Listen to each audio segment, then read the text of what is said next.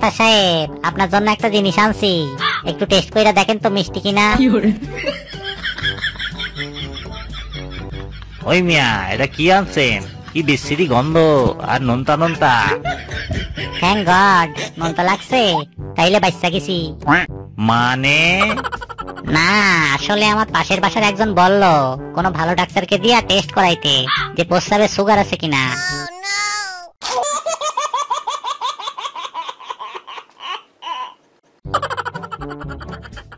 ওই মিয়া, এগুলো কার ডিম?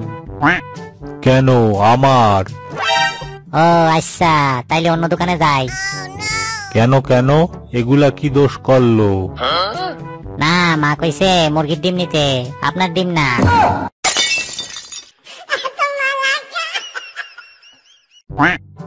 শোনো, আজকে এক জায়গায় কুকুরদের দৌড় প্রতিযোগিতা হবে, আমি ওখানে যাব।